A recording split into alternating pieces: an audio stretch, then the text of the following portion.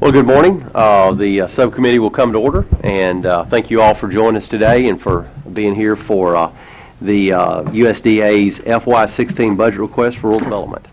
And I would like to welcome Ms. Lisa Mensah, Undersecretary of Rural Development, Ms. Lillian Salerno, Administrator of Rural Business Cooperative Services, Mr. Tony Hernandez, Administrator of Rural Housing Service, Mr. Jasper Schneider, Acting Administrator of the Rural Utility Service, and also Mike Young with USDA as Budget Director. So first of all, Ms. Mensah, let me say congratulations to you on your confirmation as Undersecretary of Rural Development. It was a pleasure meeting you a few weeks ago and having a chance to make your acquaintance. I look forward to learning more about your approach to rural development, and of course your unique background will, I think, bring a lot to it.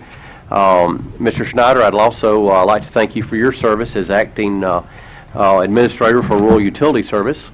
This I know couldn't be it's not easy for you and your family, but I believe I can speak for this subcommittee when we say that we appreciate your public service and for filling that need in your agency. The budget request proposes $2.6 billion for rural development for FY16. This is an increase of $200 million above the FY15 enacted level. Unfortunately, there are many questionable increases in the budget request, but it also includes some decreases that may have been rejected many times in the past. I believe that everyone here probably knows that we're operating in a very constrained funding environment. In 2011, the President and Congress agreed upon statutory spending caps. At this time, we are bound by the law.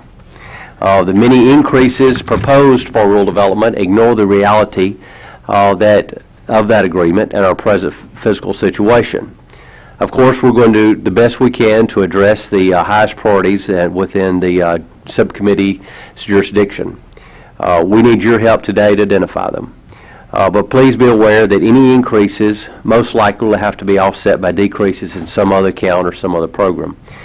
Today we will discuss the proposed reductions for the mutual and self-help housing program, the business and industry loan program, the circuit rider program, the unspecified efficiencies in rural development operations. Three notable increases are of new pilot program and initiative. One is the Rural Child Poverty Pilot. The budget request includes not a lot of justification for that, but we'll discuss that in a few minutes. Another is the Healthy Food Financing Initiative. Research has shown similar initiatives are ineffective.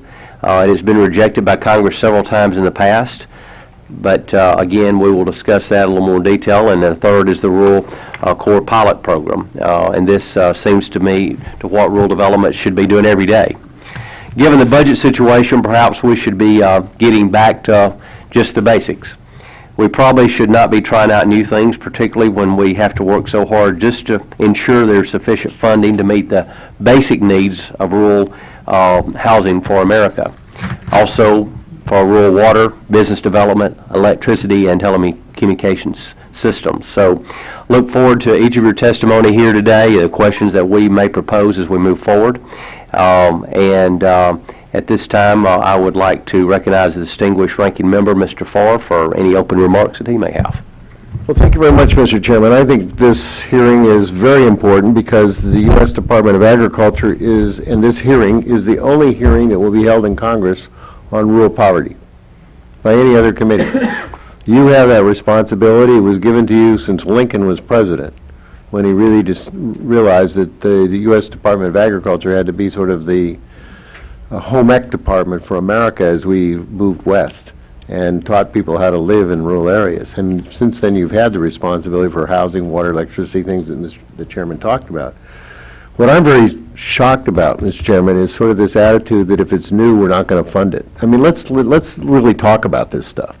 Republicans have been very adamant about, running cost-effective government. You ought to run like a business. Every lobbyist that comes in representing business tells me how they want a partnership with the government. So I don't know how we're going to run this government if we're just going to cut, squeeze, and trim and do it kind of without reason, just because it's a new idea. All of the ideas I read in here are how to make things work better. We've got all these silos, and they need to be coordinated. I think this idea of a rural core is really interesting, but maybe I'd like to hear how we can partnership with AmeriCorps and other kind of cores that are out there that might get a better bang a buck for every one of them. I'd like to know, perhaps, I'd love to see the list of those 300 and some odd counties, I think, that are the poverty counties in America. How many of those are in Republican districts? We've got to start being honest about the discussion in this committee. If we're going to mark up this bill, the president, we've always just sort of danced around the edges, and yet you announce that that this isn't going to be reality. Reality is going to be those budget numbers that come out of the budget thing. Well, then let's talk about reality. Let's talk about the consequences if these programs aren't funded. So I look forward, if we're going to deal with poverty in America, and we're really going to try to make a bite out of it, and what the secretary told us is, look, the same poor counties, these 300 and, what are the notes or some here, the 385 counties or so, that the Census Bureau says every 353 of the persistent poverty counties in the United States, persistent, been there for decades. Nothing we've done at the local level, private sector or government sector, has been able to get these counties out of poverty. They've got some real interesting ideas how to do it. And it's about investment in rural America. This is the program that's going to do it. So if we're really serious about government being a partner in this, then let's listen to these ideas and, yeah, pull them apart. But don't reject them because it's just a new idea. Thank you. Thank you, Mr. Farr. Also, we're honored to have the chairman of the Appropriations Committee here with us, Mr. Rogers, and I'd like to yield him for any open remarks that he'd like to make. Thank you, Mr. Chairman. Thank you for allowing me this courtesy, and welcome, ladies and gentlemen, to the committee. I want to start off this morning thanking Rural Development for all of your efforts in the country and especially in my region. We have a wonderful working relationship with Tom Fern and the Kentucky State Office for Rural Development. Under Secretary Mensah and Administrator Hernandez, I appreciate your visits to my area and the time you spent all told in eastern Kentucky. I especially want to thank you for your proposal to maintain level funding in the single-family direct loan program. Over the last several years, USDA has proposed to dramatically reduce the program, which helps the poorest in rural America achieve the dream of owning a home. While it does require greater staff resources than other federal programs, it continues to be one of our most successful programs. As most of you on the panel are aware, in my district alone, we've lost over 9,000 coal mining jobs in the last 2 or 3 years. To help address that horrible problem, Governor Steve Beshear and I have collaborated to form a group called Shaping Our Appalachian Region, SOAR. From the beginning of the bipartisan SOAR initiative, USDA's Rural Development has stepped up to the plate and served as a major partner, which gave us a big boost. I truly appreciate your engagement with SOAR, and I look forward to working with you as we strive to strengthen and grow the economy almost from scratch in that region. While I do appreciate your partnership, I do find some aspects of the budget request somewhat troubling. For the last several years, USDA has proposed substantial reductions in mutual and self-help housing programs, and Congress has rejected those requests. This year, USDA has once again requested an almost $18 million cut to that program. As you know, the mutual and self-help housing program provides low-income families with a way to build their own homes. This year, the 50,000th family will have utilized that program to complete their homes. 50,000. I can provide numerous examples of families that have turned their lives around in my district alone. After witnessing firsthand the results of that program, I look forward to hearing from you today about why you feel these cuts are necessary. This is a sweat equity program that works. Another disappointment in the President's budget request is the $162 million reduction in business and industry loan authorization. This program guarantees loans for rural businesses, which allows private lenders to provide more affordable financing for businesses in rural areas. This program opens doors for the creation of new jobs through new company development and small business expansion, and is more important than ever in my region because of the struggling economy. Rural areas need more, not less, of this type of program to encourage small businesses to expand and create more jobs. I hope we can hear today some light on your intentions in reducing that loan reauthorization. Thank all of you for being here today. It may not have been a voluntary showing up, but we appreciate your being here. We take seriously our role in overseeing the budget policies of USDA Rural Development, and I appreciate your continued engagement with us. Mr. Chairman, I yield back. Thank you, Mr. Chairman. Ms. Mensah, we will now invite you to give your opening statement. Your full record will be a part of the record, so anything you'd like to summarize or go into detail however you see fit, then we'll please do so, and then we'll proceed with the question. So, Ms. Mensah. Thank you, Chairman Adderhall, and thank you, Chairman Rogers, Ranking Member Farr. Thank you for the opportunity to present the President's 2016 budget for the Department of Agriculture's Rural Development Mission Area.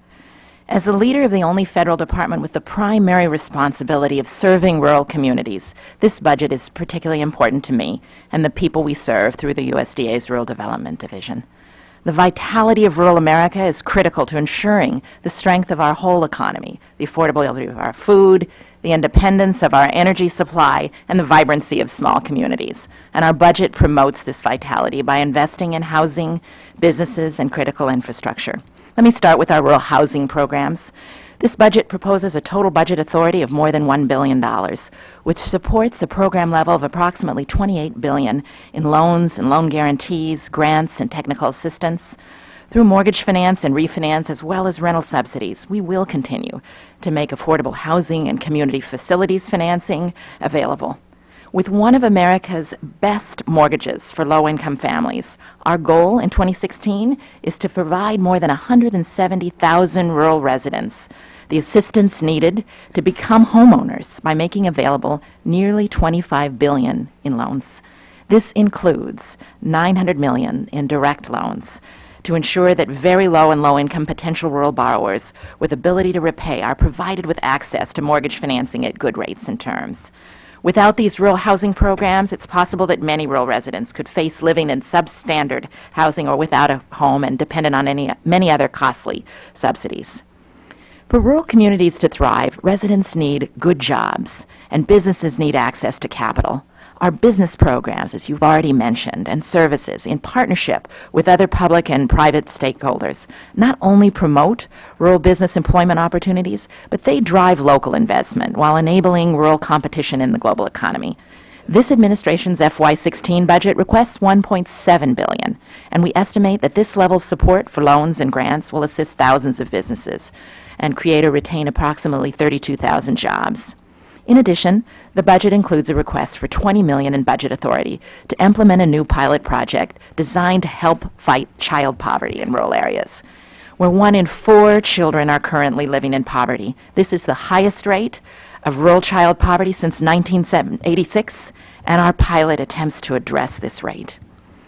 Rural America's vitality is also dependent upon access to reliable and affordable utilities. And through our utilities programs, our agency has funded basic infrastructure services for over 80 years. Today, we provide funding to deliver reliable and affordable electric service, to power our homes, farms, ranches, and businesses, reliable broadband to offer access to the digital economy, and clean, safe drinking water to help healthy rural communities grow and prosper. The budget proposal supports $690 million in telecommunications loans and $6 billion in electric loans. Increases in the broadband loan and grant program and in the distance learning and telemedicine program will continue to fund advanced telecommunications technologies to provide learning and healthcare opportunities for rural residents. The budget also includes about $1 billion to provide direct water and waste disposal loans, and it increases funding for emergency community water assistance grants to support emergency projects needs in drought-stricken areas and ensure that emergency funds are available throughout the year. I've seen these investments in water, in power, in telecommunications, in businesses and housing.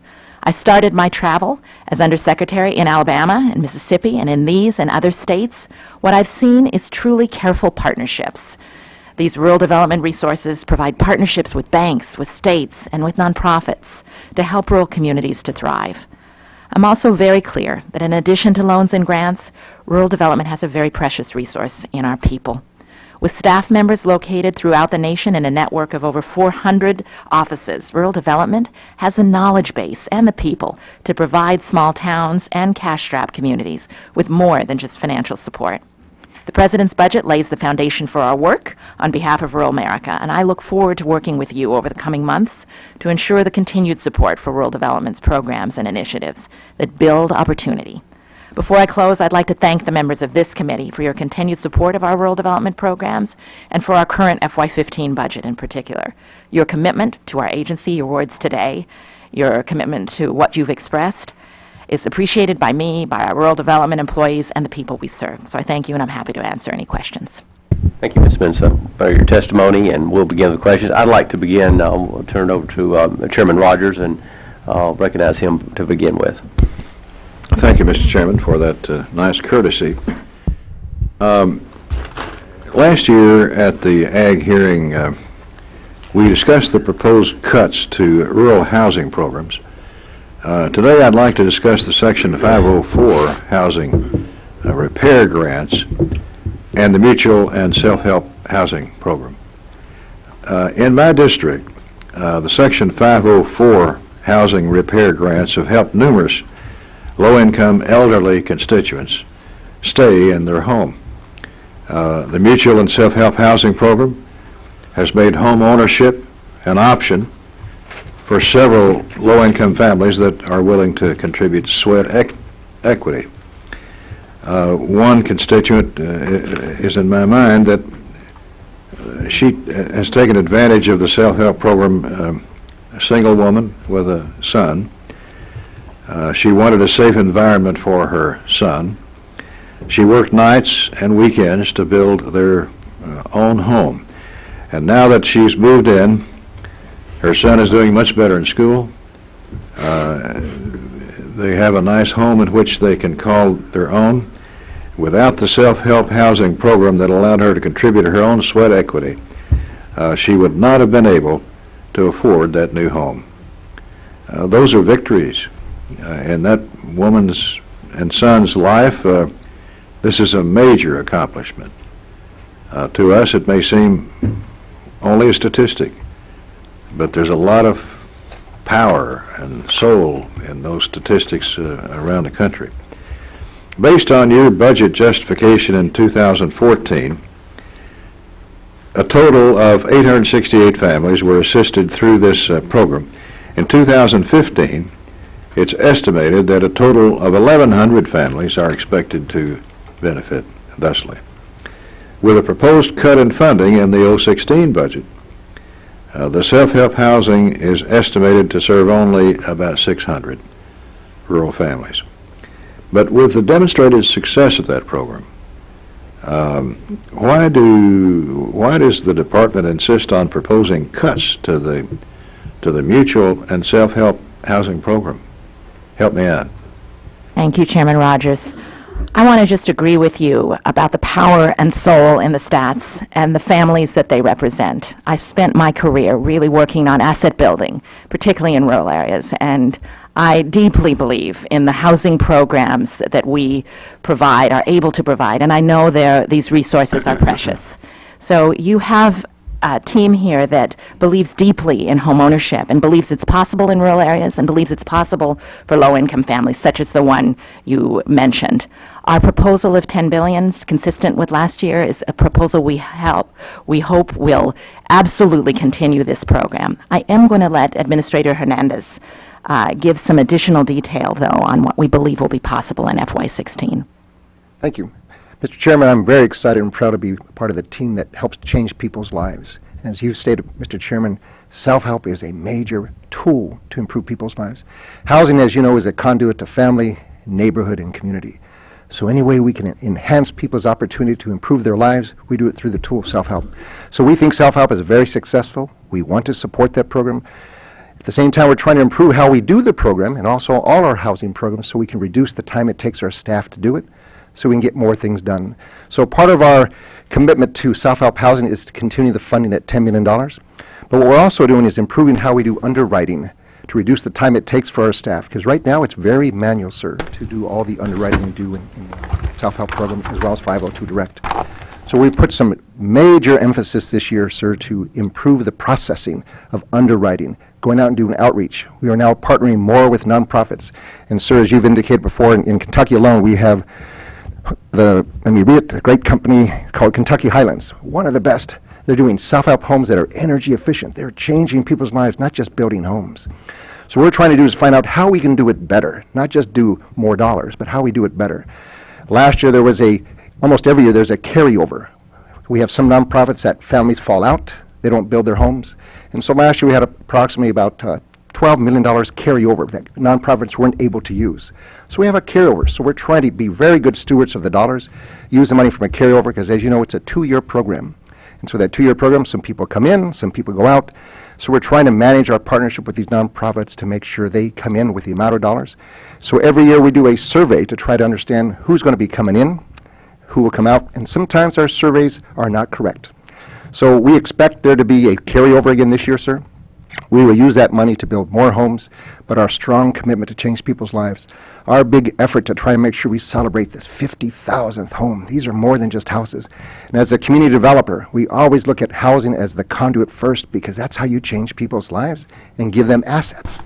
So we are so committed to this program, so we're looking for more and more ways.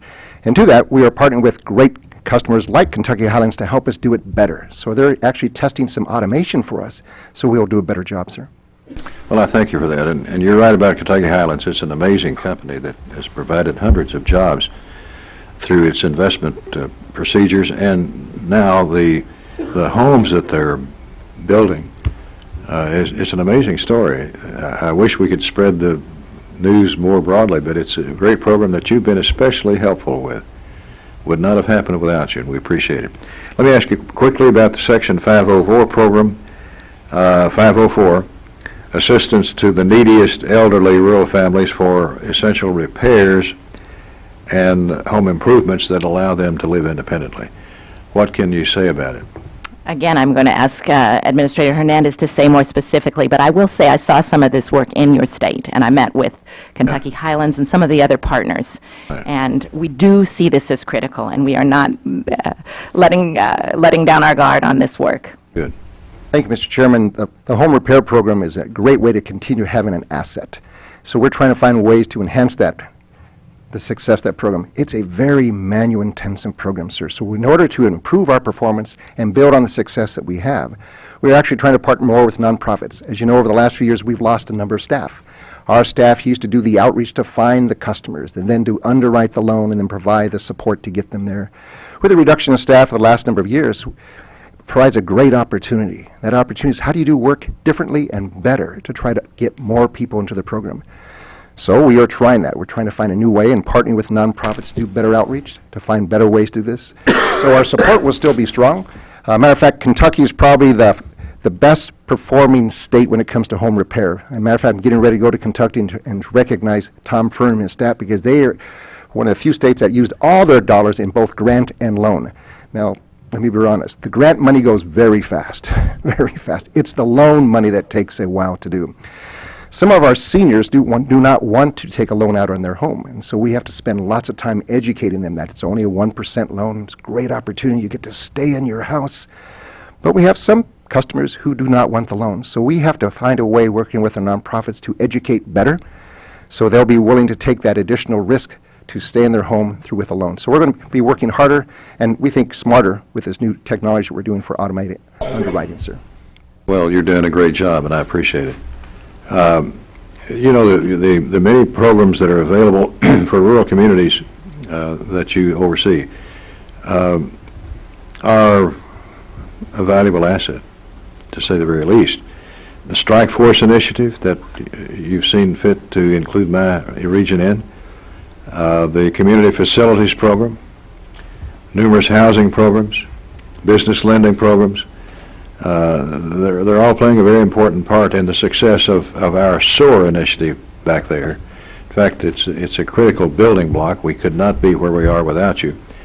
It's a bipartisan effort, as I've said, between the governor and myself to try to uplift a region that's been absolutely hammered by coal layoffs. We've got 9,000 people who had an economic disaster in their life in the past couple of years, out of a job trying to find a way to make a living for a small family or move out. And these programs are a lifeline, and we appreciate the work that you're doing and look forward to seeing you down there again. Sir. Thank you, Mr. Chairman. Mr. Farr. Thank you very much, Mr. Chairman, and thank you very much, Chairman Rogers, for pointing out the vitality of these programs. I know in your state and district there's a lot of rural poverty, and I'm really pleased that you're chair of this committee that understands that, because so many people don't understand rural poverty. And when we picked out these counties that were most impoverished, that the Census Bureau pointed out year after year, I think of the 353, 85% of them are in rural areas, don't have urban cities. So this is really a rural America problem. And it's one that will not self-correct. There's no way you can, I mean, my personal story is that when I got out of college, I went in the Peace Corps.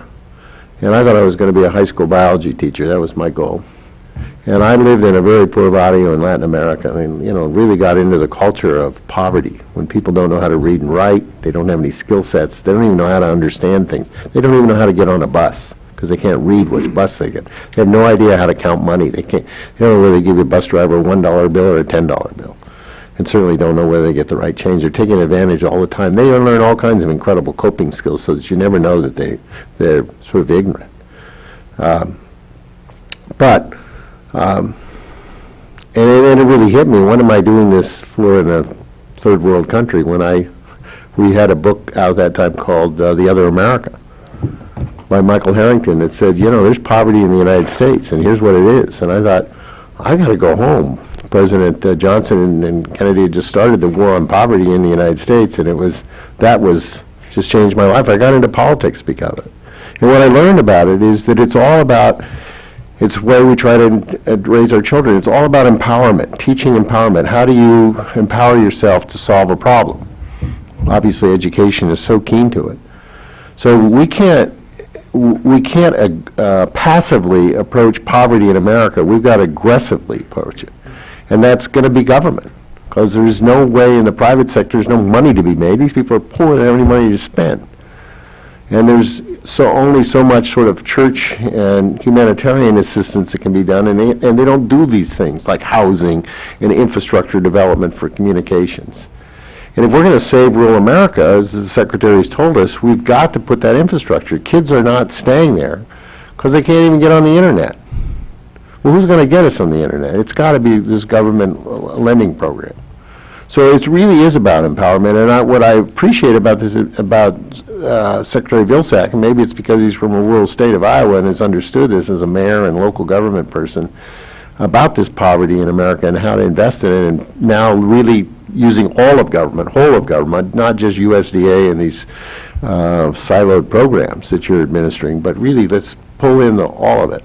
So I hope that as we discuss this budget, that because these are new ideas, really ideas to finally make something work, so that these counties won't consistently be, every time a census is taken every 10 years, nothing's changed.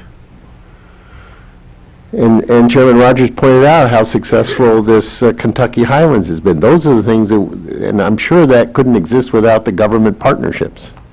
So I hope that we will really use this opportunity in Congress to, for the first time, really turn that, what they call the tipping point on poverty in America, to be able to really put together all of the essential credentials which you all understand.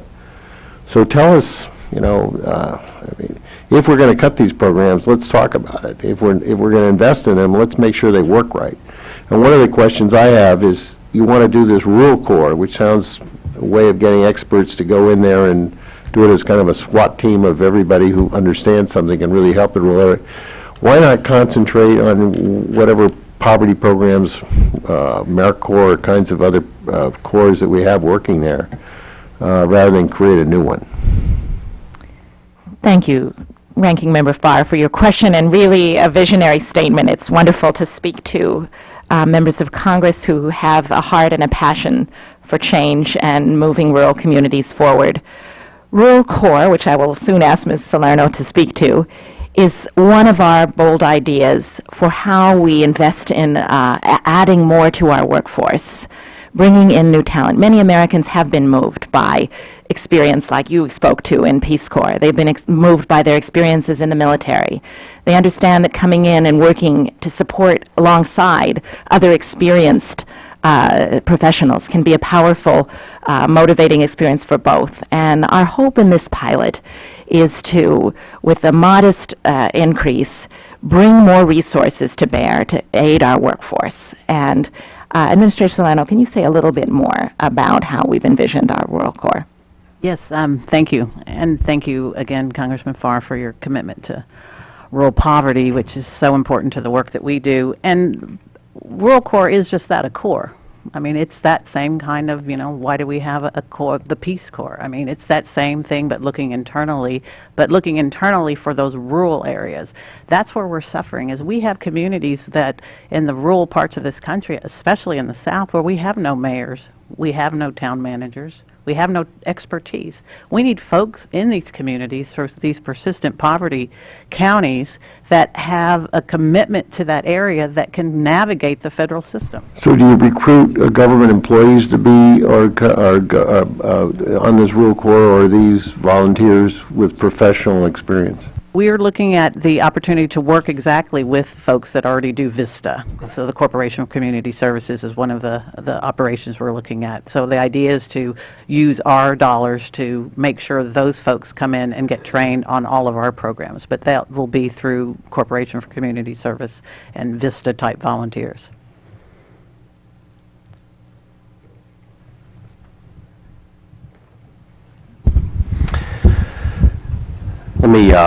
Let me talk a little bit about the Rural Child Poverty Pilot I mentioned in my opening statement. The budget proposes $20 million in new funding for a new demonstration project on rural child poverty. The budget documents state that the project, and I'll quote, support innovative strategies to combat rural child poverty through better coordination of current federal programs designed to help poor kids and families, provide critical coordination and outreach work, and conduct an evaluation to determine if the program should have broader implications. I think it's hard to imagine that we would provide $20 million in federal dollars to coordinate other federal dollars. What USDA programs that would help poor kids and families need to be better coordinated? Thank you, Congressman, for your question. This pilot stems from our deep commitment to doing something against the intractable and painful problem of child poverty. And our view, we are inspired by work like our Strike Force work, where we were able to bring other members of the federal family and work across our own silos. But the core idea of this is we're in a pilot, we want to measure and experiment, but the core idea is that we want to find partners in rural areas, not only our federal partners, but partners like Kentucky Highlands, intermediaries there, who could be a source of technical assistance to the work that needs to happen. So our view is that the budget amount allows us money for some grants and technical assistance to support efforts that are locally based. Are there other federal programs that's targeted toward poor kids that need to be coordinated with USDA programs? Chairman, I think we all are aware that there are many. One thing we believe is that often our programs are delivered by program, not to a person or a family. And so the same person needs support from many different pieces of the federal government, thus, support from an earned income tax credit and support from a nutrition support. So, yes, we do believe that the coordination could make a dent deeper in child poverty. What kind of innovative strategies would you, pursue in this and to support with doing something like this? All of this is still part of the pilot thinking. I think we would be happy to give your staff a longer briefing on this. This is still under thought. But I can say, as someone who was a grant maker for 13 years in the Rural Poverty and Resources Program at the Ford Foundation, that much of the innovation rests locally with the intermediaries and the partners that are there. And they are often starved for better partners. And my own hope is that some of the innovation that we will discover in this pilot is already with us in those partners. Oh, I understand that tomorrow the Food and Nutrition Service will announce the creation of a Rural Child Poverty Nutrition Center. It will be based at the University of Kentucky. How is rural development coordinating with other USDA agencies, such as the Food and Nutrition Service, on rural poverty issues? Chairman, I don't have a specific answer for you today on that collaboration. I was at the University of Kentucky just a few weeks ago. I'm excited to hear about this, but I would have to get back to you for more detail about that new center. Okay. By the way, the campus at UK is pretty vacant right now. So we might be able to fit. Okay, good. I'm glad.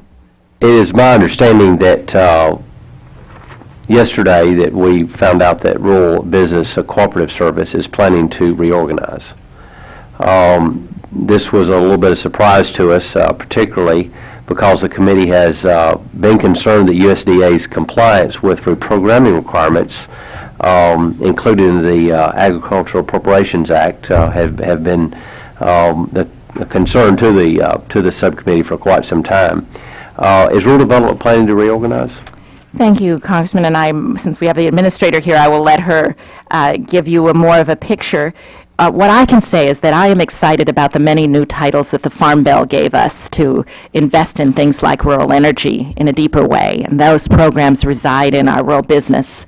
So we have a responsibility. We take serious our role to administer these programs in a strong way. And I'll ask Ms. Salerno to say more. Thank you, Chairman. We're always looking, as stewards of the federal dollar, at ways to better serve our customers and move our organization forward. With the new monies awarded to the Farm Bill, we've been having very preliminary discussions about ways to make sure that we deliver our services more efficiently. As part of this, we've had discussions, internal discussions that were reported in a column yesterday. At this time, we are partnering with our stakeholders. We're looking for opportunities to leverage our dollars. At no time have we come away from our commitment to cooperatives, which was outlined in the story incorrectly. We believe that the cooperative programs and the development programs, our RCDG grants that we have around the country, our value-added producer grants, which are based for cooperatives. We have cooperatives that work on the entire food hub system that we talked about at last year's hearing. We do a cooperative magazine.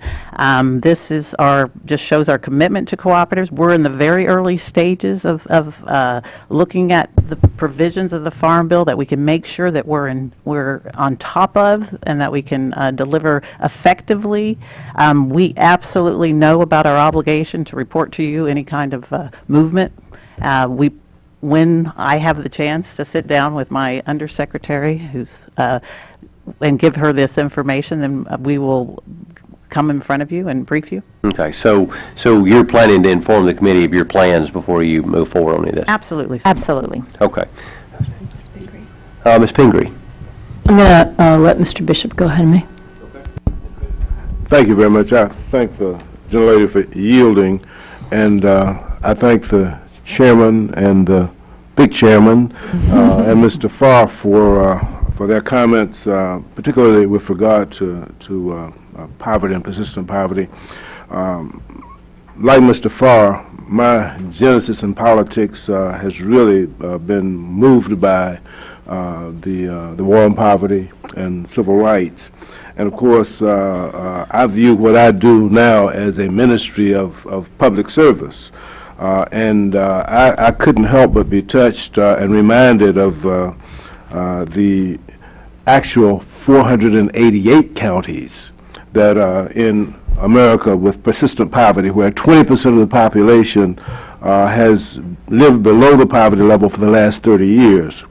And interestingly enough, 139 of those counties are represented by Democrats, 331 of those counties are represented by Republicans, and 18 are split between the two parties. Congressman James Clyburn of South Carolina, the 6th District, did an article last year entitled "Developing the Will and the Way to Address Persistent Poverty in America," and it was published in the Harvard Law Journal on Legislation. It was a follow-up to a provision that was put in the Recovery Act dealing with the rural development provisions of it, which was called the 10-20-30 program, where 10% of resources for rural development were targeted in the Reinvestment Act to those counties where 20% of the folks have lived in poverty for the last 30 years. This is a very, very simple formula that is not necessarily flat number driven, but emphasizes the importance of addressing those persistent poverty needs. And of course, it won't matter what the actual number is as long as whatever the allocation is. And as we are grappling with these budget problems now, if we take 10% of whatever the number is and allocate it to those 20% population areas that have been in poverty for 30 years, we can begin to make a difference. But I really congratulate Secretary Vilsack for Strike Force and for all of the efforts in trying to bring prosperity and a livable life to rural America. But I'm glad that the big chairman is here, Mr. Rogers, because I think that together on a bipartisan basis, we really need to find a way for each one of our 12 appropriation bills to be targeted so that all of the people in America can benefit, and that our persistent poverty counties will be able to be made whole. If each one of our 12 bills just followed that simple 10-20-30 formula, regardless of what the actual number is, we would begin to address this issue of poverty and opportunity for everyone in America. And it should never matter what the zip code is that a youngster grows up in. That youngster should have the same opportunity as any youngster anywhere in the world to realize his or her full potential. And so I don't have a question, and I congratulate you for what you do, and I certainly am supportive. But I'd like to urge our colleagues to really seriously look on a bipartisan basis of this simple formula, 10-20-30. And it's elaborated on in the Harvard Law Journal. I think it was published May the 5th of last year. But I think it would really serve a real positive, constructive blueprint for what we do in the Congress in the context of developing a balanced budget. Judge Harris. Thank you very much. A couple of questions. One is just something that was brought to attention by someone in the district, is about the rural broadband service, and there are rumors that it may be ending as early as June of this year. Is that true, or is it going to continue through this fiscal year and into the next? Congressman Harris, are you speaking about the ARA broadband programs that were part of the American Recovery Act? That are part. You know, you've got me. It's just the RUS program for broadband. Because I know in your budget for next year you still have We are not getting out of the broadband business. What I thought. We believe it deeply, and thank you very much. That's what I thought. I was a little curious about that. There is I understand you're reviewing the process by which a state will determine if an area is rural in character for the purpose of the Rural Housing Service. Is that true, or is that I mean, is that a process that's undergoing in the department? This is an important question about rural in character as it relates to our housing, and I will ask Administrator Hernandez to briefly say where we are in that process. Thank you. Mr. Congressman, what we're trying to do is make sure we have a process that actually uses the three variables, which is population, lack of access to capital, and rural in character. Those are the three variables we work with. What we're trying to do is make sure that we have a protocol, a communication standardization, so we educate folks how we do it, how we announce it, to make sure stakeholders can participate and have input how those designations are made. So what we've done for this year, we have suspended rural in character determinations till we establish a standard protocol, how we can get that done. That'll begin in September 2015. We'll begin that again. So when will the new process be announced, or the new protocol? The goal is to have it by September 2015. By September, okay. And I saw the budget includes a proposal to allow for direct endorsement lenders, I guess for the first time. And will that actually be a cost to implement, or is there potentially a budget savings for direct endorsement? Long term, there's savings, Mr. Congressman, but first it takes some investment to do the automation. Right now, we don't have the automation, the technology to even accept a fee back from our lenders. This is a fee per loan, up to about $25 per loan.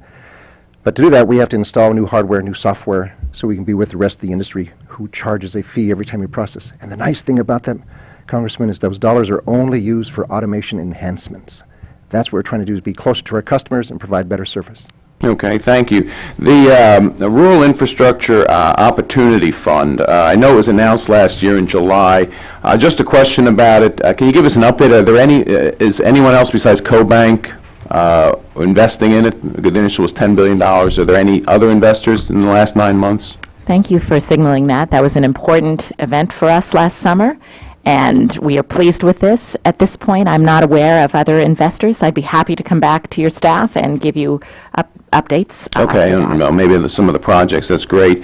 The Rural Core, I know we talked a little bit about Rural Core, and I'm not sure I quite understand it yet. Is it going to be that your staff are going to train, the AmeriCorps Vista volunteers to go into these communities, or is your staff going into the communities, or some hybrid of this? I'm not sure I understand how this is going to function. We're still at the pilot level, so this is still under discussion. But we have reached out to the Corporation for National Service, and we think they're a good model for working with us. And in that model, it is that new staff come in and work with our existing staff. We have staff that are so talented. In Kentucky, I was with staffers who've been there for 40 years. It's powerful. So those staff could be augmented, with core members. And so will the funding come through USDA, not through the AmeriCorps? I mean, I'm not sure. Funding, we're asking for that. How much funding is required in this budget for that? Mr. Young, would you give me that number again for? Because I also noticed your travel and transportation, line item went up also. Is that partially due to this, that you're anticipating your staff traveling more to these districts? We're going to give you, the number is $5 million. Okay. And that's outside of the travel and transportation? Or is that travel and transportation increase because of this, or it's all wrapped in? From what I understand, part of the number is for increased travel, and that is because we imagine core members traveling going to the districts. Yeah. Finally, the USDA and EPA, both run low-interest loans to rural communities for water and waste infrastructure. I know because we have a lot of communities in my district that take part in it.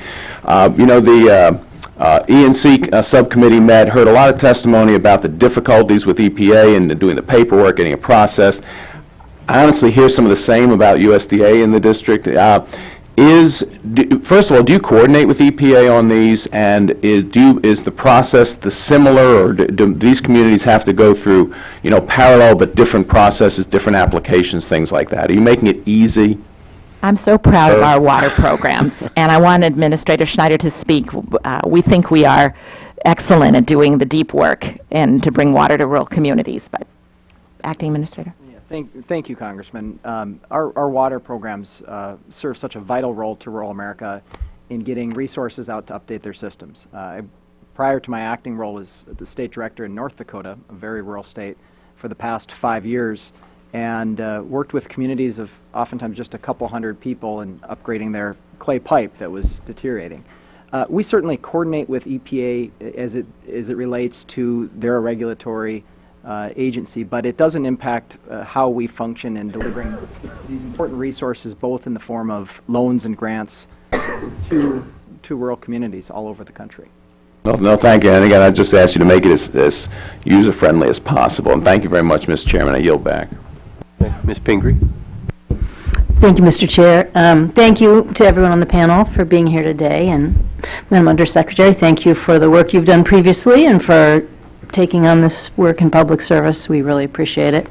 And I want to echo my colleagues and being grateful for the conversations that have gone on about rural poverty and the importance of that, and your commitment and everyone there for helping to make really vital and important changes. I'm lucky enough to represent Maine, and most people don't think about rural poverty in New England or even on the East Coast. We tend to think of these as other states' issues, but Maine, in fact, is one of the most rural states in the nation, and we've struggled quite a bit in the last 2 decades with the loss of manufacturing jobs, in the last 50 years with a downturn in agriculture, and a whole variety of things that have hit us hard in many, many ways. So we still have a lot of communities that struggle. And one of the bright spots for us, which I know I've talked to some of you about before, has been the real resurgence in opportunities in agriculture. So small farmers, family farms, farms that were about to go out of business, finding a way back into business or being taken over by younger family members has been a great economic opportunity for us. We're one of the few states where the average age of our farmers isn't going up, and where we have new farms coming under cultivation and great new opportunities with farm-to-table restaurants and farmers markets and many of the things that the USDA has been very helpful in supporting so many programs that are on rural development, value-added producer grants, business and industry loans, rural microenterprise assistance programs. These are all extremely critical to us. And while I know your mission around broadband and wastewater and rural housing has been vital to our state, and so many other people are discussing that today, I just want to talk a little bit about your commitment to those things. How do you see local food systems fitting into the mission of rural development? Are you thinking about new proposals or how to keep the funding in these other programs? I know, many of these things are new and you're looking into new ideas. I guess I want to reinforce the importance of all these things, along with broadband and wastewater and other things that are critical to us, and just hear your perspective on it a little. Thank you, Congresswoman Pingree. It's a delight to be here. And as you know, early in my career, I was at the Ford Foundation, where in your state, Coastal Enterprises was one of my teachers. Oh, great. And even 25 years ago, they had already made investments in some of the businesses that we're now seeing flourish. I really appreciate your point about one of the bright spots is a resurgence in local food systems. And it's probably coming back to rural issues in 2015. For me, it's one of the things that I see so distinct about this portfolio, that we can do water, we can do housing, but we can also invest in value-added production and food systems, which is a bright spot. It does allow us to talk freshly about agriculture and healthy food, and it allows us to think freshly. So I am excited to lead a mission area that does bring importance. It sees this is in our core values, it's in our key priorities. Thank you for signaling this. This will continue to be. We see this as just having such double impacts, both in the way we eat as Americans, our sense of health and local foods, but also the way it revitalizes new opportunities, new ways to bring income. And it's not only in your state, we've heard about it throughout the country. So you have our commitment that this remains a value, and happy to say more specific things if you are interested. Well, if there are any programs you're particularly interested in, Can I ask Administrator Salerno to just say a little bit more about our work on value-added production and producer grants? Thank you. And I guess I need to thank many of you that helped us with the Farm Bill monies, because that's where that money comes from for the value-added producer grants. And just, I think Maine's got such a great example. I know about this project because I haven't been there, but my staff was so excited about it. It's Tide Mill Organics in Edmonds Township, a $49,000 value-added producer grant to increase production of organic poultry. And just such a good example. I mean, it created jobs. It's, keeping everything local. And we just have many, many examples of that value-added producer grant where not just the job creation, but also the excitement about agriculture that we need so desperately in these rural communities to help stop the out-migration. And the value-added producer grant, we, again, thank you for the monies, and we've been very deliberate in our rulemaking process and hope to have awards out by the end of this fiscal year. Great. Well, thank you very much for mentioning Tide Mill. We're particularly proud of that, as we have many of our farms. It's a dairy farm and a poultry producer.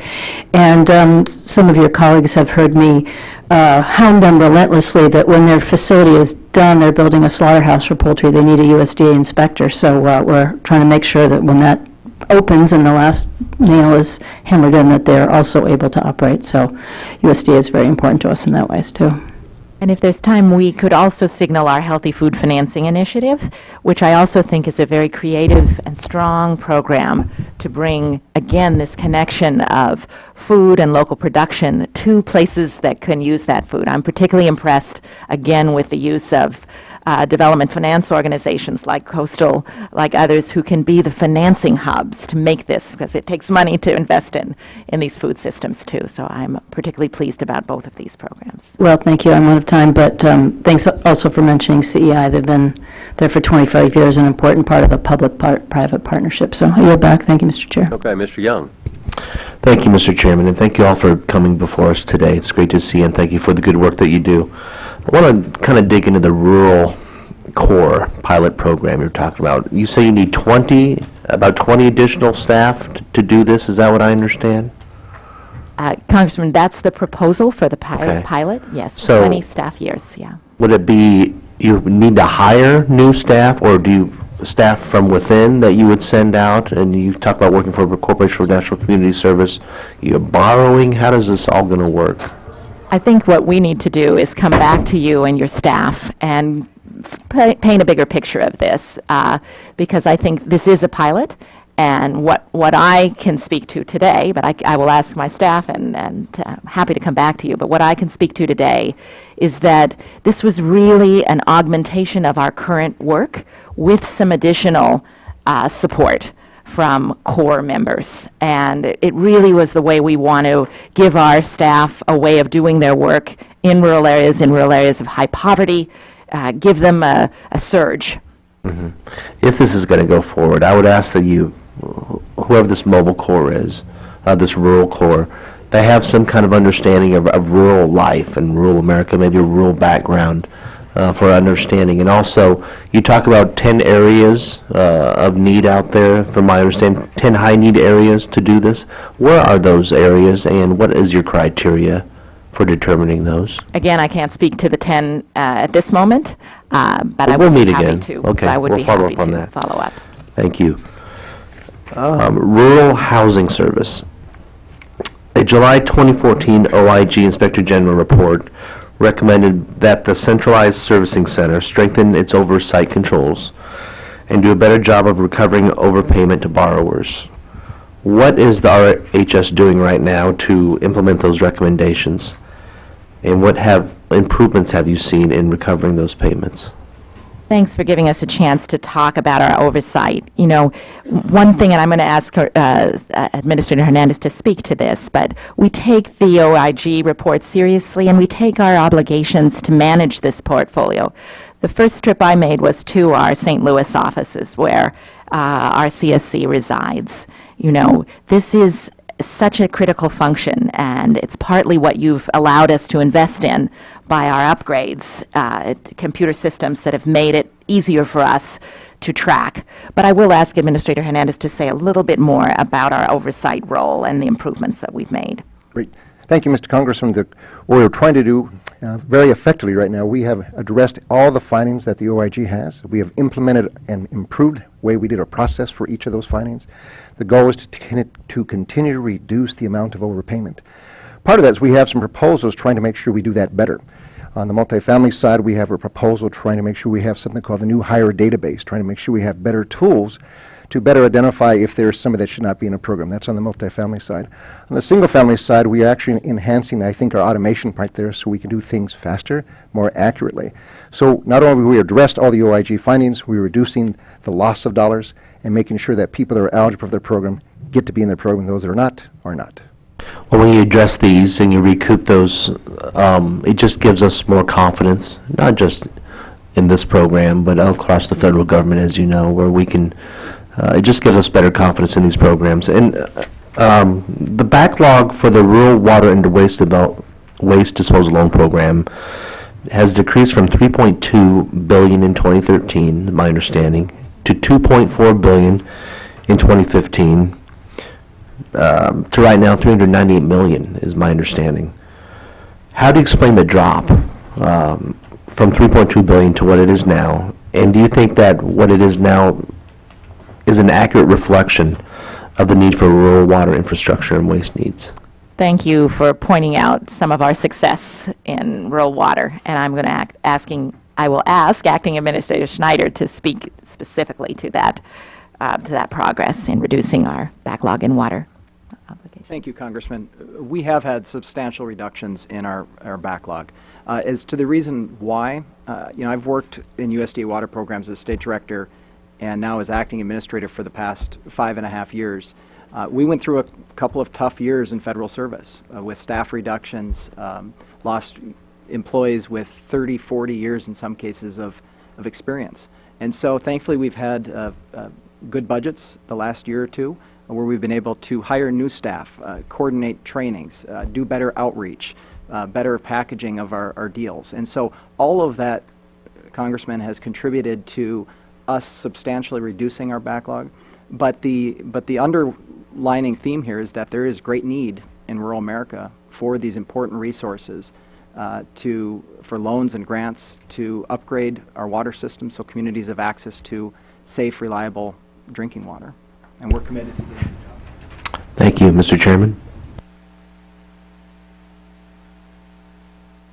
Thank you, Mr. Chairman. Thank you for your testimony today. Welcome to the committee. Appreciate your service to our country. In our conversations this morning about all of your great work to try to help end rural poverty and support infrastructure and resources to folks in my state in Kansas and all across the country, one concern that I'm sure you're aware of has been raised related to the failure rates on some of the loan programs that exist in your various departments.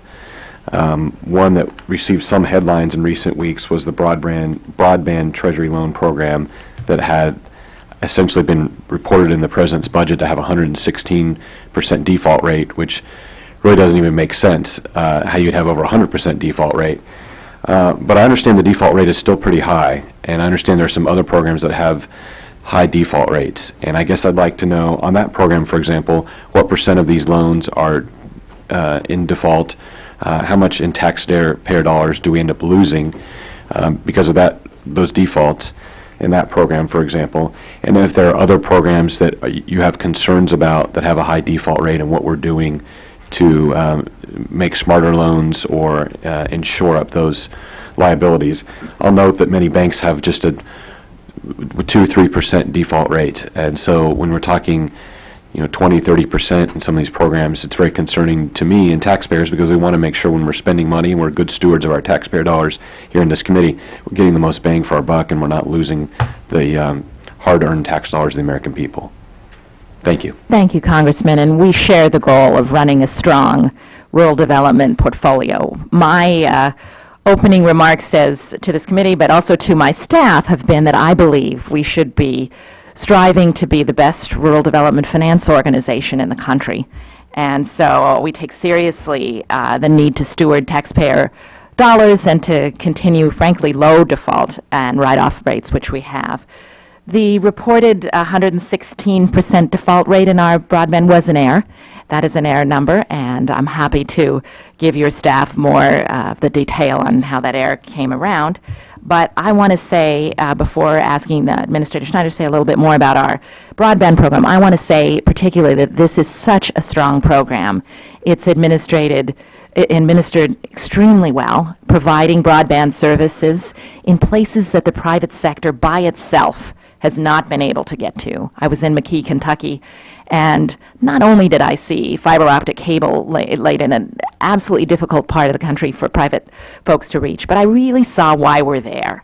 And the chairman of the People's Telecommunications Institution said such a powerful thing. He said, it's not just about broadband, it's about our children. Because by putting this broadband in place in areas like McKee, Kentucky, we're giving jobs a chance to come here, and we're giving our children a chance to stay. Everybody who has a teenager knows, if we can't get on the internet with real service, we won't, we can't even do our distance learning. So I am very pleased with this program. And a better explanation of where we think the risk is in these programs is our subsidy rate, which is about 20%. But even then, I think we've had tremendous success already. This is a well-stewarded program in broadband. And since you've asked about it, I do want to allow Acting Administrator Schneider to say a few more words about our broadband. Thank you, Congressman. As the Undersecretary stated, we're committed to meeting the needs of this critical 21st century infrastructure, deploying high-speed broadband internet. I think single-handedly it's the biggest game changer for rural America that addresses so many of the issues that we're all concerned about. I've been to Kansas in this capacity, sir, and Kansas has some of the best rural telecoms in the country, and we partner with the private sector in deploying these public resources, partnering with them to build out their networks to unserved and underserved areas in rural America. And I think when you look at the bigger picture of what we do in broadband, since 2009, have committed resources to over 500 projects across rural America to the tune of about $5.8 billion. And so that's a tremendous investment in building out these networks across rural America. If we might, before our time runs out, I still haven't had my question answered, though. And what my question is what is the default rate in the program? I guess an estimates in the 2016 budget is it'll be just under 70% default rate. Why is there such a high default rate, whether it's 116% or 70%? What's causing this? And I just want to know what we can do to fix it to ensure we're being better stewards of taxpayer dollars. I certainly get the value of the program. What I'm concerned about is why so many of these loans are going into default. And I'd like to know what cost of that is that to taxpayers. And then could you tell us what other programs have higher than normal default rates and what we're doing to fix that problem specifically? The specific answer to the default question is more detailed. I do not think that's accurate, and I would like to be able to give your staff a deeper briefing.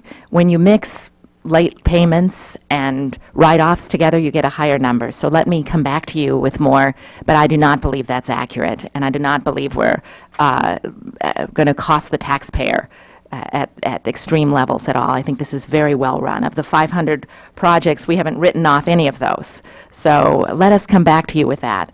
Other programs with high defaults, again, I don't think of any of our programs as having high defaults. I guess it's a question of whether a 70% default rate, if that's the accurate number, is a high default rate. I would think most people would say it would be. We're talking about billions of taxpayer dollars, and I think talking about how the program is a good program really, I think, takes us off the subject of what we're concerned about in this committee, which is making sure that we're spending our dollars wisely. And all of us on both sides of the aisle want to ensure that every program we have, that we get the highest bang for our buck. And these default rates are very concerning, whether it's 70%, or I think some of your folks have come back and said, really, it's only about 20% or 25%. There's a program that has rural apartment complexes that they're only going to recover 40 cents on every dollar loaned. I think when you come before the committee, we need to know to what extent these are occurring. Are these numbers all accurate? That's in the president's budget. What is this costing taxpayers? And we need to know what I think folks are doing in your department to ensure that we're shoring these up. Why is this happening? How can we fix it? It's fair, and I will come back to you. Those aren't correct numbers. We've mixed late payments and defaults. But these numbers come from your department. Well, those are the numbers that were reported in the In the press. budget, in the president's budget, from your And department? I have said they're in error. Okay, thank you, Mr. Chairman. Yep. Yeah, let me go to, also asked about rural assistance programs. For 2 years in a row, USDA has proposed significant changes to the rural assistance program. I understand the goal is to provide stability for the program, greater flexibility for the rural housing service to manage. But the changes include, among others, a $50 minimum rent and allowing partial funding of contracts to track with continuing resolutions. Can you summarize the proposals and give the justifications for these? Thank you for asking about rental assistance. I am going to turn it over because I will ask Administrator Hernandez to summarize the proposals that we're doing. Let me just assure you, though, that we are not sitting and watching rental assistance without taking action. We are using every opportunity we can, and that's why we're asking you for some help in doing this, because we want to be in the rental business. We want to preserve the stock of affordable rental housing in rural America. Thank you, Mr. Chairman. The rental assistance program is really designed, and the proposals we have is to work as a package. The goal is to have programmatic changes as well as management flexibility changes. To that, we're trying to make sure we have not only the right amount of subsidy dollars, but the right contracts, how we initiate contracts. One of the proposals we have is to what we do strategic priority renewals. What happens is, right now by law, it's first come, first serve. So what we're trying to do is make sure where's the most rural, where's the most persistent poverty, let's renew those. But by law right now, we have to renew whoever comes in, whenever they come in. That's probably not the right way to do it, sir, so that's why we're trying to get that changed. Next one is getting shorter term contracts. One of the things that happens sometimes, we have a continuing resolution, or if there's a budget or government shutdown, that means we have to pay for a full year even though we only have 3 months' money, because that's what the law says. We're asking for some flexibility and management tools to manage it better. On the minimum rent, what we're trying to do is make sure that everybody contributes to the success and the sustainability of this program. We have residents, well, matter of fact, our estimate shows that there are only about 36,000 residents that can afford to make a minimum payment of $25. We think everybody contributes to the success of this program, and that's why we're asking for that fee. And the last one we're trying to do is what we call use the new hire database to improve the integrity of the program. Right now, by law, we do not have access to this new tool that helps verify income to make sure more people are eligible for the program and to find those that are not. And so this is building on the success of HHS, so we're trying to use that type of database, but we don't have statutory authority. With your help, we think we can improve the programmatic as well as the management tools to be more flexible to meet the needs of our customers. You mentioned the $25, but there's a $50 minimum in this proposal, right? It allows us to go up to $50. What we were proposing to do is charge only $25. The reason we do that, so if things change, we don't have to come back off more. So if they can't pay the $50, then... No, we think the fee can be up to $50. Right. But we probably only ask for $25 is what we're going to ask for. How many tenants do you estimate are in this position? About 36,000 people, sir. How do these proposals compare with the authorities available to the Department of Housing and Urban Development and Veteran Affairs? Great. Housing and Urban Development has this authority. We do not have the authority. So we're trying to mirror a similar authority for effective use of identifying who's eligible for the program.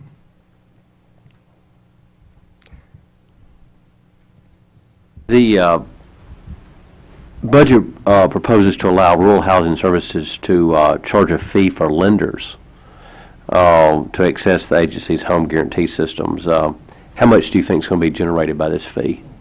It's a great program, sir. In order to provide better service for our lenders, the lenders keep asking, can you be more automated? Can you come to the 21st century? And we say we'd love to, but we need to have revenue stream, dedicated revenue stream to have automation enhancements. So the goal of this up to $50 fee per loan close will be used to implement automation. Now, to do that, we have to begin collecting the dollars. So over the next few years, I think it's the first year is about $2.4 million we'll use. After that, it goes to $5 million because we have to make the enhancements. So it will be an ongoing charge to continue to provide better service through the lenders. Lender community are accustomed to this. Fannie Mae does this. Freddie Mac does this. That's how the industry works to improve technology. So do you know how much will be generated by this fee? I don't have it right now, but I can get back to you exactly what it Okay, is. and then just quickly, before, as my time, but I was going to ask about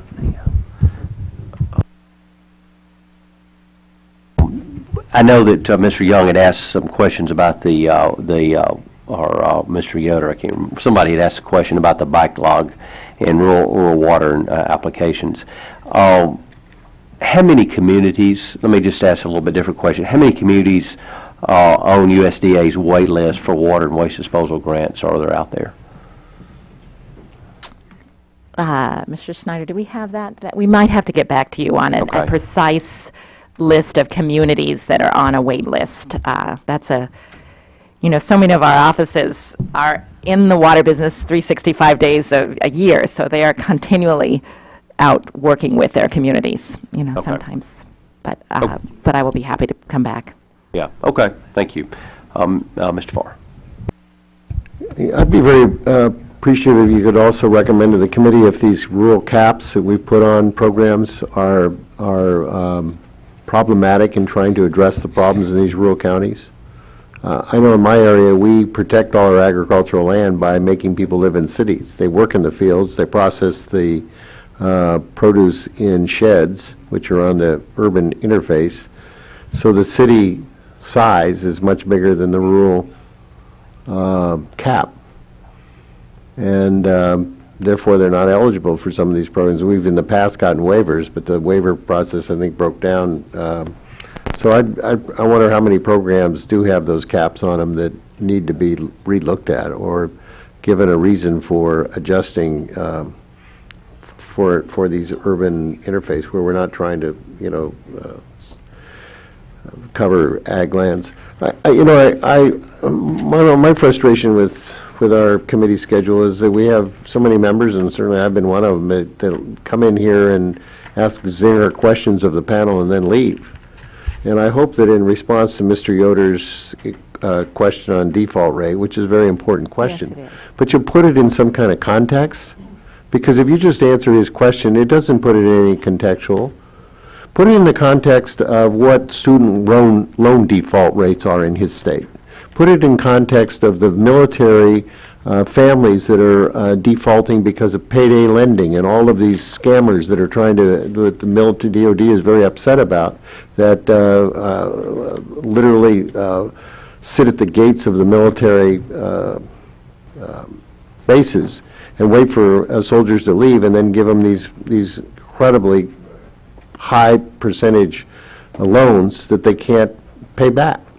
And I put it in context of cost overruns with the military. Put it in context of the contractors who rip us off in defense contracts to the millions and billions of dollars. If we're going to deal with the fact that people in poverty just don't have the skill sets. I mean, we have to prove you're poor in this country. This is just so, the nutrition program was here yesterday. You've got to go out and census the parents to find out if they're poor. You ask them questions about what are your capital assets. They don't even know what those words mean. They don't have bank accounts. They don't keep track of things like that. And then you wonder why they default on payments. Our children are defaulting on payments on student loans and things like that. So yeah, poverty has its problems, and if default is one of them, let's try to make sure that we put it in context with everything else before we just attack the program because of it. Frankly, I've found that these tertiary lenders, the emergency lenders that the government operates in rural areas for business, that are frankly their default rate is no different than that of banks. So what I wanted to ask you, I'm, and Mr. Chairman, I'm glad you asked these questions about some of these new ideas, because I reckon back in 2004, when I was on this committee, President Bush proposed a similar program we're talking about here today, totally untried for foreign countries, called the Millennium Challenge Account. And he said, why don't we just find out which the poorest countries are in the world, and we enter into this comprehensive way of trying to build the infrastructure to do this. Untested, outside of the State Department, outside of USAID, outside of the Department of Defense, outside of any other agency, set up an independent commission to run this program. And guess what Congress did? We gave them $1 billion. You wanted $4 billion. We gave them $1 billion to start. It's untested. It still exists today, and the problem is that they never did the things that we have the panelists here doing, who understand what the infrastructure of these countries were. and really knew how to have dialogue with people to empower them. So it's become sort of a slush fund for ambassadors to be able to get bridges built and infrastructure for big trade agreements. It's not putting water in poor homes or schools or sanitary districts in poor areas. So I mean, before we say, well, this is untested, remember, Congress is willing, depending on who's making the ask, to throw $1 billion at a problem without even, without any questions. These people are asking for, you know, millions of dollars, not billions. One of the things I'm interested in, because you seem to be moving in that direction, is that the developing world has made a lot of effort in what they call conditional cash transfers. Are you familiar with what those are, CCTs? I am, not from my USDA work, but from my work at Ford Foundation and Aspen, where you actually pay for performance. Yeah, you pay for performance. Essentially, Mexico sort of came up with the idea of how to address poverty in Mexico. It was too overwhelming, and then we got to give incentives to the people who can receive sort of welfare. That with that welfare came a responsibility, learn to read and write. Keep your children in school, we'll pay you to stay in school. I think Chile really perfected it, went to the adult population, and if you were poor adults, went in and made sure your housing conditions were okay and they were accessible and things like that. But the country that's really put the word on the map has been Brazil, where they brought almost 4 million people out of poverty and into the middle class. And that's why the Brazilian economy, they attribute that to why it just soared. It's kind of stuck right now, but it was, you know, right before the last couple of years, they were a model for the world. And I wondered whether and you're kind of doing that in a different way by not having to enter a contract. But essentially what, as I understand it, is you assess the need of the individual, whether it be, oh, we need infrastructure for broadband, which might be more than the individual. The individual may need housing, may need to keep their kids in school, may need health care, and all these things. And so you find that unmet need, and you kind of make a contractual relationship. We'll work with you, and we'll give you some benefits if you learn to read and write. Have we thought about doing that here in America? Well, Congressman, you are speaking of experience that is dear to my heart and that speaks directly to consumers. I do believe there are other agencies which have looked at this. I know there's certainly work in the philanthropic sector. Let me answer this in a slightly different way, because I have worked in both places. My Aspen work was largely on the work of how to bring consumers forward and empower the individual. This work of rural development is the necessary complement, because you can advance people and ask them to partake of what's here, but they must be attached to a system that also works. And part of why I'm so excited about leading this, being undersecretary, is the systemic work that we're able to invest in. So advancing Americans out of rural poverty will take both.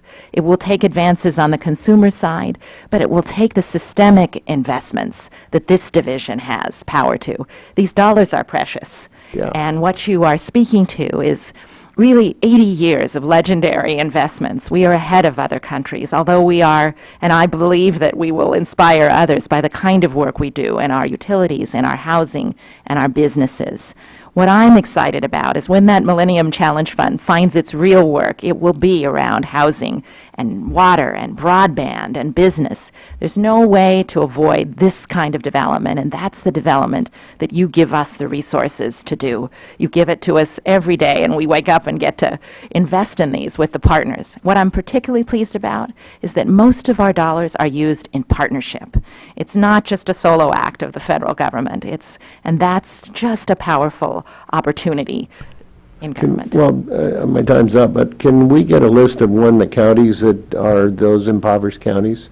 And perhaps, if you can, a partnership list where you can, because that's the kind of thing that really starts members thinking. They said, oh, this is part of my district, my state. Very good point. I'll be happy to work with your staff, with Congressman Bishop, who raised the point. Puts a face on these programs. It does. As the chairman indicated. Yes. I mean, he knows that rural poverty in Kentucky. Yes, he does. And this is why I'm excited to have our 400 field offices. We're in these counties. You know, this is not an agency which just sits at the Whitten Building. It's an agency in rural America. And Well, it would be wonderful if we had a goal, if this Congress could have a goal to have a vision that within a decade we could eliminate rural poverty in America, that we wouldn't have at least the consistent 353 counties. And by the way, Mr. Clyburn has 488 counties, a 135 county difference. Can we figure out why he has We'll more work counties? on the county list. But wouldn't it be wonderful if we could, in a decade, commit that they persistently, every 10 years when we measure this in our census, that the same counties are there, they haven't made any movement? Wouldn't it be great to come back and say we wiped off that list? I love your vision for that, and I think so much of the work we do is committed to that vision of seeing change in rural America, seeing Thank you change for the your better. service. Gentleman from Iowa. Thank you, Mr. Chairman. Mr. Schneider, I want to talk about the rural broadband program, the original one that was in the Farm Bill, not this last one, but the one before that. And just want to make sure that we are getting the maximized bang for our buck on there, and just want to make sure that, are we loaning funds to entities who are going into areas where there's already service or there's a private company already in the works providing there? Because I know early on there are some issues regarding that, and I just want to know where that's at now, if you're bird dogging that, because we want to make sure that we're not using taxpayer dollars to compete for people's hard-earned capital that or investors' capital that they're putting out there, and also you can just maximize efficiency, really, just getting the broadband out there in different places for different uses for folks. And then what metric do you use when you're giving those loans to entities that in the end you're going to have a population that's going to subscribe to it and use it? Thank you, Congressman. You know, we're in the business of providing essential infrastructure to rural America, 21st century infrastructure being broadband. Every loan or grant that we do to a rural telecom to provide this service is underwritten specifically for that particular application. And so we look at things like the rurality, we look at eligibility, we look at the service area, and most importantly, look at the ability to repay that loan. And so we look at what are the existing subscribers, what are the new subscribers that will come on board. And so, you know, to your question of is there overlap, you know, with so many different competing technologies, yes, overlap exists. I mean, you can't go anywhere, most parts of the country with a cell phone and not have some connectivity, right? And so we take first and foremost being, you know, good stewards of the taxpayer dollars. We want these loans repaid. We want to empower these communities. And so we are not going to lend to a telecom if there's already staunch competition, because that impacts the underwriting and their ability to repay. And within our broadband division, we have separate risk analysis divisions. We have separate accounting that looks at all of this for preservation of the portfolio in deploying these precious resources. Thank you for that. Also, I look forward to learning more about the rural core. I'm intrigued, but not quite sold, but I just want to learn more, and this is part of the educational effort. So I want to thank you all for coming up today, and thank you, Mr. Chairman. Thank you all for being here, and I think we've had a good hearing today, and for all your service, and we look forward to following up as we continue on, and all the best to you at Rural Development. Thank you very much.